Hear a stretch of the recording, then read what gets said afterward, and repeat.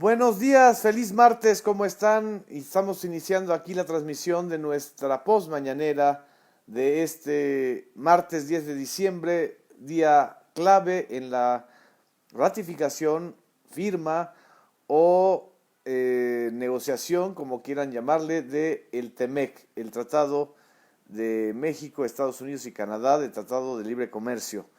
Prácticamente hoy se debe ratificar o firmar la nueva negociación que se abrió dentro de la renegociación del Telecán.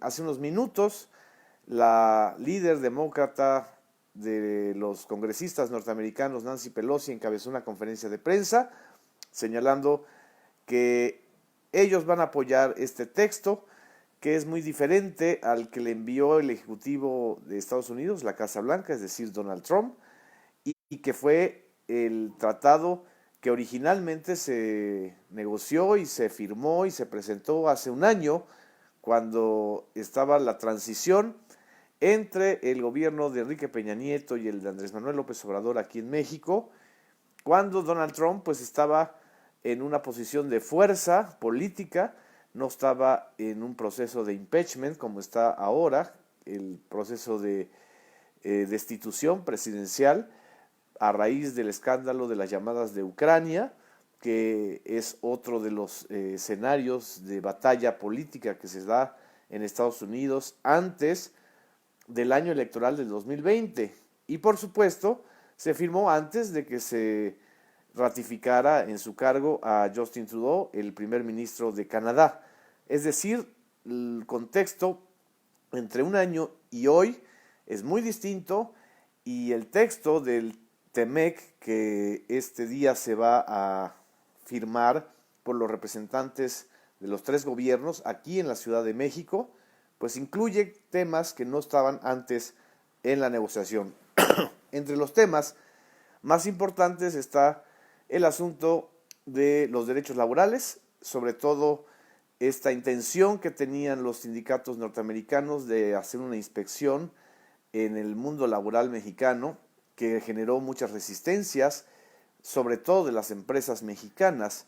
Finalmente se acordó que no fueran inspectores, sino que fueran paneles de negociación, y también el tema del medio ambiente, de protección al medio ambiente, es uno de los que se incorporaron. Estaba la negociación difícil de aranceles en materia del acero y del aluminio, sobre todo los aranceles de aluminio que iban a afectar mucho a las empresas mexicanas. Ahí la posición mexicana pues se mantuvo en firme, y por supuesto el tema de los nuevos derechos relacionados con el mundo del Internet, que ya estaban incluidos en el anterior texto y que al parecer se reforzaron en esta negociación que entró en el Congreso.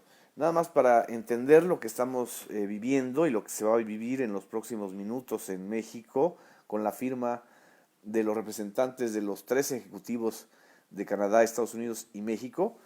Hay que acordarnos que Donald Trump llega al poder en la Casa Blanca con una posición en contra del Telecán, que tenía 25 años de aplicarse. Algunas modificaciones que se hicieron durante el gobierno de Obama no modificaron realmente o de raíz todo el entramado de lo negociado hace un cuarto de siglo durante el gobierno de Carlos Salinas de Gortari en México y de George Bush en Estados Unidos.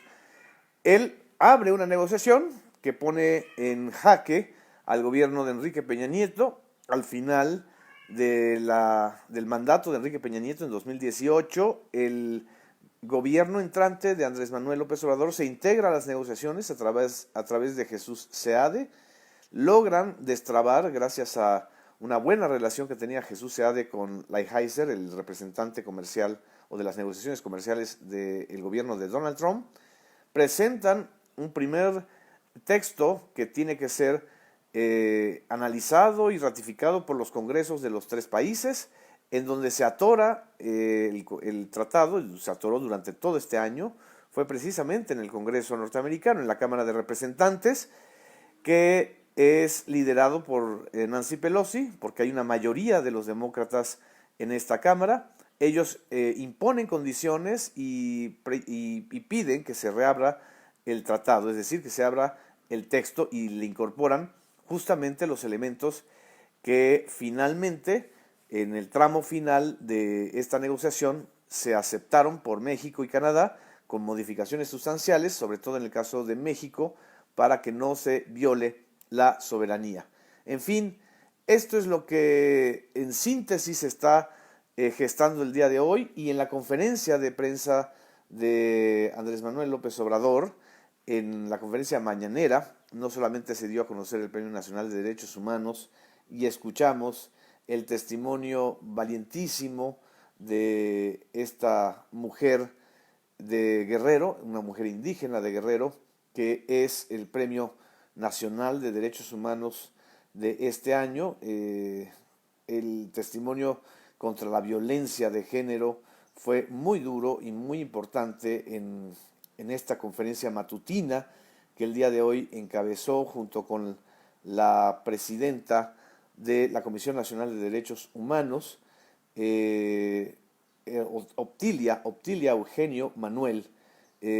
Encabezó la primera parte de la conferencia de prensa, dio un testimonio muy importante, incluso citó una de las frases que está ahora recorriendo el mundo y las manifestaciones de muchas mujeres, diciendo: no queremos ningún violador más en nuestro camino. Después de este tema, Andrés Manuel López Obrador abundó sobre el asunto de los derechos humanos y entró de lleno a el tema del Tratado de Libre Comercio, el TEMEC.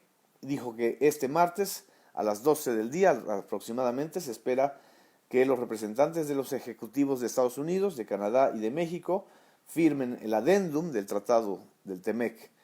En realidad, unos dicen que no es un adendum, que es otro texto, que es otro tratado.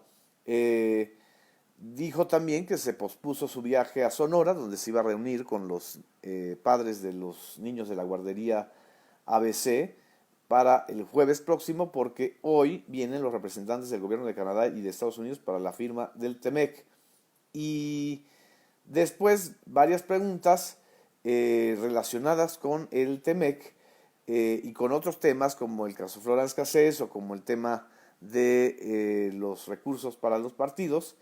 Andrés Manuel López Obrador subrayó que esperaba que el día de hoy a las 9 de la mañana, cosa que ya sucedió, la líder de los demócratas norteamericanos, Nancy Pelosi, ratifique su postura favorable al nuevo TEMEC, y que también el propio López Obrador se comunicaría vía telefónica con Justin Trudeau, el primer ministro de Canadá.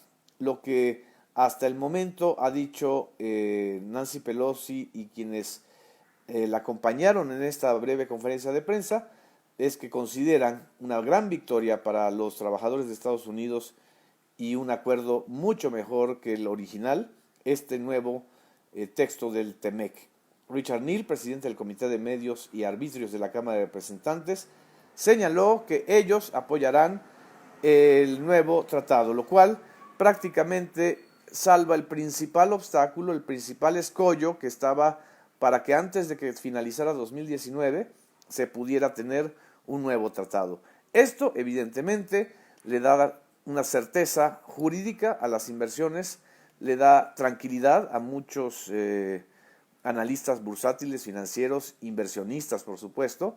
A algunos no les da nada de tranquilidad, como al líder de la Coparmex, que en la rueda de prensa lo señaló López Obrador, ha tenido una posición pues más partidista que de representante de los sectores económicos. En fin, aquí estoy viendo sus saludos. Muchas gracias a Patti Festa, que nos está mandando un saludo desde Ciudad Juárez. A Carlita Ramírez, muchas gracias por haber escuchado la entrevista y visto la entrevista con José Mújica. Agradezco a todos los que se están sumando, a Raúl Andrade, a Beatriz Chávez, dice: parecen buenas noticias, seguiremos dependiendo de terceros. Bueno, dependemos de la globalización y dependemos sobre todo en un 80% de nuestra economía del intercambio comercial con Estados Unidos. Y este tratado, pues evidentemente, influye sobre todo mucho más, o tiene mucho más peso en la economía de México que en la de Estados Unidos y la de Canadá. Políticamente, y significa para Estados Unidos un claro triunfo de Nancy Pelosi, de los demócratas en el Congreso, un medio triunfo de Donald Trump, porque es un triunfo amargo el día que los congresistas demócratas ratifican y dicen que van a apoyar el TME con las modificaciones que ellos hicieron. Ese mismo día también inicia este proceso de impeachment. En fin, aquí también estoy viendo a Rodolfo Rodríguez Castañeda, te mando un abrazo, a Rak Aj desde Chiapas, a Norma Lilia González, dice es mejor 50% de algo que 100% de nada. También es cierto en términos de negociaciones. Cuauhtémoc Guillén Canché dice, urge se mejoren las condiciones laborales de los trabajadores mexicanos. Este es un punto fundamental, este es el punto en donde había un enlace o una coincidencia entre sectores sindicalistas mexicanos y sectores sindicalistas norteamericanos. Los que no querían eran justamente un sector empresarial que no está de acuerdo en que se les restrinja, se les vigile, se les observe las condiciones de contrataciones y de prestaciones laborales.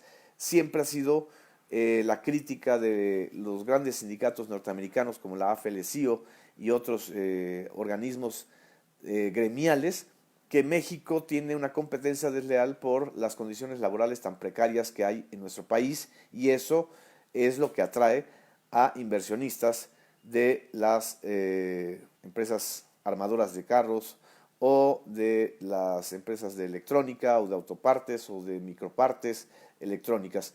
Esta fue la discusión justamente durante muchos años, los 25 años que duró el Telecán de Carlos Salinas de Gortari. Dice Pati Festa, no al outsourcing. Bueno, ahí está la discusión de la iniciativa de ley del senador Napoleón Gómez Urrutia, que pues se generó tantas reacciones en contra. En fin, Xavi Rubí dice Gustavo de Hoyos defendiendo la cuasi esclavitud de obreros mexicanos. Por ahí está la posición de Gustavo de Hoyos. Gustavo de Hoyos, dirigente de la Coparmex y evidente y claro precandidato presidencial, pues conservador, es decir, contrario a la Cuarta Transformación. Rakak Ak dice, ¿y qué pasará con el outsourcing? Es justamente una iniciativa de ley en México que está pendiente de discusión y de aprobación. Gaby Fuentes, le mando un saludo hasta Tepeaca, Puebla. Dice Beatriz Chávez, persisten los abusos laborales de la iniciativa privada. Es terrible.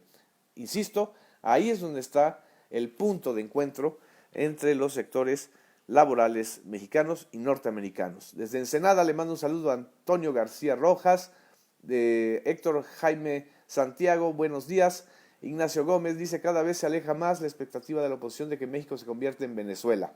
Así es, esto será, y ya para rematar este análisis y esta síntesis de esta postmañanera, este será una victoria clarísima para las tres naciones, porque en sus economías va a haber certeza, una victoria política clara para López Obrador, una victoria política muy clara para Nancy Pelosi, la líder de los demócratas, una medio victoria para Donald Trump y una victoria también para Justin Trudeau, el primer ministro de Canadá.